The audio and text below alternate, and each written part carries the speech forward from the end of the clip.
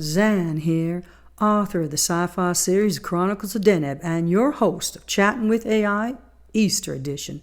This week, I'm tunneling into President Trump's dream of shipping American prisoners off like Amazon packages, while Canada's Prime Minister in waiting, Pierre Poilievre, is busy ensuring our criminals never leave the warehouse. So, let's scale the White House fence and dive into the madness. Is there any escape from Agent Orange's plan to exile prisoners to El Salvador, where the jails make Alcatraz look like a five-star resort? Or can the Tangerine Tyrant really override Americans' constitutional rights? What do you think about that, chat? ChatGPT here, co-host of Chatting with AI, where we unwrap the news like it's last year's Easter candy, melty, questionable, but oddly satisfying. So to answer your question, let's say it would take a legal gymnastics routine so wild it would make Cirque du Soleil look like kindergarten tumbling. Here's the thing, the US Constitution doesn't exactly give presidents a deport the inmates to doom button. The 8th Amendment protects against cruel and unusual punishment, and I'm pretty sure surprise one-way trip to a Salvadoran superprison qualifies. The only way Trump could pull this off is with international agreements, judicial blessings, and a whole lot of court cases, and even then, it would be like trying to flush a watermelon down a toilet. Messy, implausible, and very, very public. Well, let's head over to Canada, the true north, strong and free. Well, maybe not so free anymore, at least for some folks. Mass murderers, to be exact. Now, Pierre Poilievre, Canada's Prime Minister in waiting, wants to use a notwithstanding clause to keep these deadly demons locked up forever. But wait, are our prisons even maxed out? Well, not quite, but don't worry. This plan could still create a logistical nightmare because who doesn't love a good overcrowding crisis to go with our constitutional debates? Now, what do you think about that, chat? What's your opinion on this? It's Law and Order, Maple Edition. Poilievre wants to drop the legal equivalent of a sledgehammer, the notwithstanding clause, to keep mass murderers in the clink forever.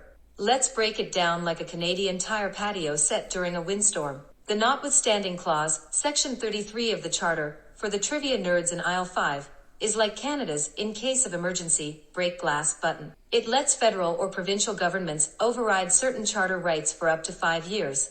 Usually, it's whipped out to deal with thorny issues like language laws or religious symbols, not to say, hey, let's rewrite sentencing rules with the subtlety of a snowplow in July.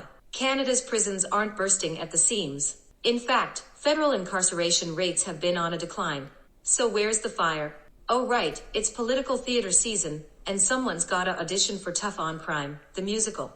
But if this goes through, oh baby, welcome to Overcrowding Palooza, the prison edition with a system stuffed tighter than a beaver tail stand on Canada Day, and a tax-funded tinderbox. And let's not forget, mass murderers already face life sentences. Well, other than mispronouncing Mr. Poilievre's name, that's pretty bang on. Now, I got one more question for you, chat. You know I'm a sci-fi author, so I'm heading out into orbit where NASA's offering a cool $3 million to tackle the space waste problem. Honestly, they probably should hit up Trump about sending American prisoners to clean up the cosmos.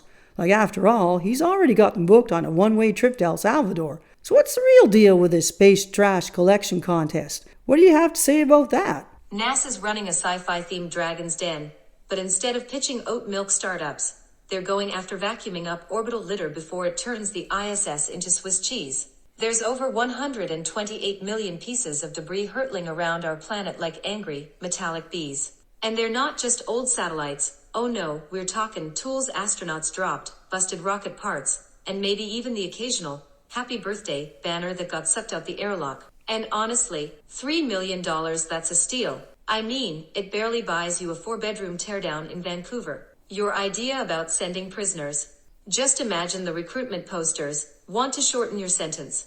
Grab a wrench and a jetpack. Time to fix the final frontier. Although knowing Trump, he'd probably charge them rent for their spacesuits and make them build a space wall while they're up there. Back to reality, space debris poses a massive threat to satellites, GPS, weather monitoring, international communications, and Zan's next Kindle upload from Deneb 7. One wrong collision and suddenly your iPhone can't find Starbucks. Total anarchy. Yes, total anarchy. I agree with you. And there you have it, folks. Trump exporting prisoners. Canada's going to lock them up forever. Although, just saying, I'm okay with keeping mass murderers off the street, And NASA taking out the cosmic trash, all served with a spicy side of space anarchy. But it's all rotten eggs, folks. It makes me want to bite the ears off my chocolate bunny and call it a day. Thanks for tuning in to Chatting with AI, the Easter edition with Zan Raby. Like, follow, and share if you laugh, learn, or just have a thing for orange jumpsuits. Till next time.